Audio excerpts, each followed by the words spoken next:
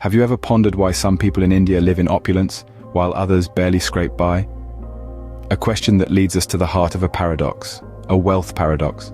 India, a country of diverse cultures, traditions, and economic strata, is a study in contrasts.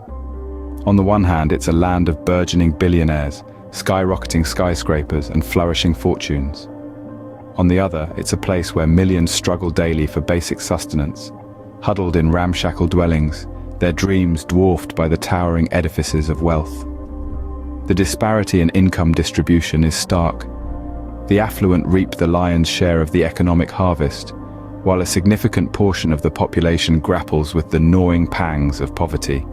The top 1% of earners in India hold a hefty portion of the nation's wealth, creating a chasm of inequality that is hard to bridge. This imbalance is further magnified by the rural-urban divide. Urban centers, the beating hearts of economic growth, pulsate with higher wages and improved living standards. Contrast this with rural areas, where progress is often a slow and laborious journey, with agriculture the mainstay of their economy. The informal sector, a vast landscape of low wages and shaky job security, is another key player in this narrative of wealth inequality. A large swathe of India's workforce is engaged in this sector, their meager earnings adding another layer to this complex issue. The concentration of wealth among the top 1%, the rural-urban divide, the role of the informal sector, all these factors intertwine to weave a tapestry of wealth inequality that is as intricate as it is concerning. A paradox indeed.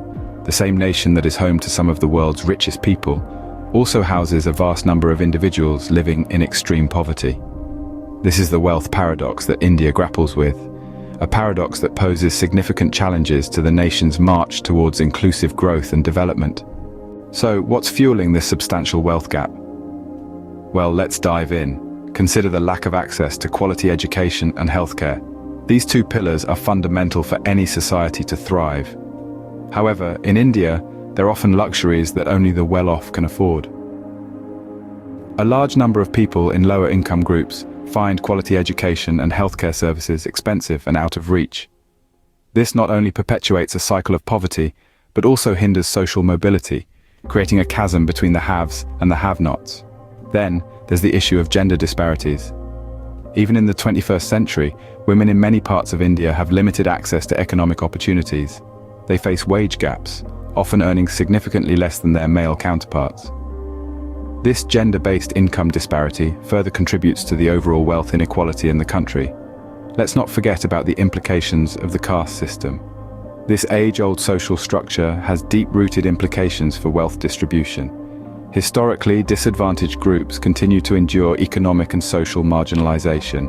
The system often limits their access to opportunities and resources, thereby perpetuating the cycle of wealth inequality. The rural-urban divide also plays a significant role. While urban centers have seen considerable economic growth, rural areas have been left behind. Agriculture, the primary source of livelihood for a large proportion of the rural population, often fails to provide a sustainable income. This divide further widens the gulf between the rich and the poor, and finally, the concentration of economic power. A few large corporations and wealthy individuals hold a significant chunk of the nation's wealth. This concentration often stems from government policies, corporate practices, and unequal access to opportunities. It's a cycle that feeds on itself, with wealth begetting more wealth, leaving little for the majority. So you see, the wealth gap in India is a complicated issue, intertwined with social, cultural, and economic factors. It's not something that can be solved with a magic wand. The barriers to equality are manifold, deeply rooted in social, economic, and cultural structures. India's economy has grown leaps and bounds over the years, but has this growth been inclusive? Let's delve into the complex relationship between economic growth and wealth inequality in India. Economic growth, in theory, should benefit all sections of society. It's like a rising tide that lifts all boats, right? Well, not exactly.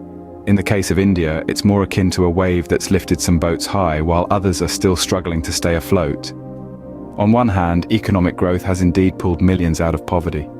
The burgeoning middle class, with its rising purchasing power and improved standards of living, is a testament to this positive impact.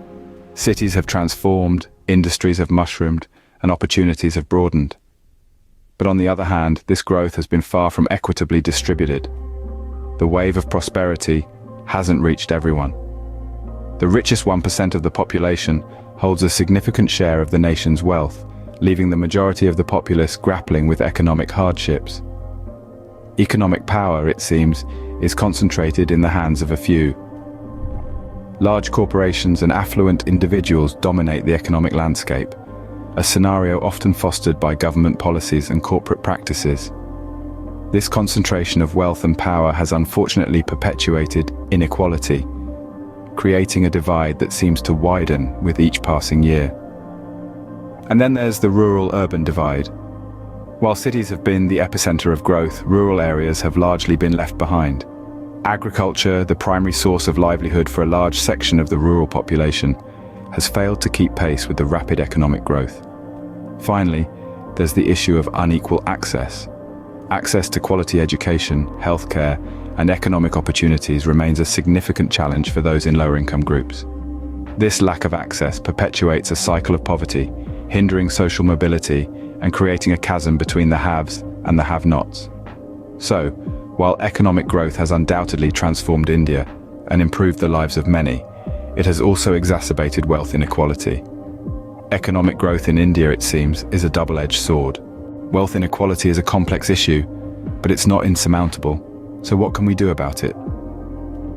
It might seem daunting, but solutions do exist. Policy reforms can play a pivotal role, pushing for fairer distribution of wealth and opportunities. Corporate responsibility is another key component. Companies should strive to pay fair wages, provide secure employment, and invest in their employees' development. And what about social initiatives? They can provide assistance to those in need, and more importantly, empower people to break the cycle of poverty. Let's think about what each of us can do. Maybe it's advocating for policy changes, supporting businesses that prioritize fair practices, or contributing to social initiatives that resonate with us. Remember, every action counts.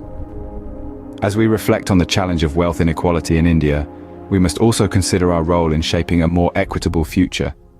After all, the solution begins with us. If you found this video informative, please like and subscribe. Your support means the world to me and will enable me to improve the quality of these videos.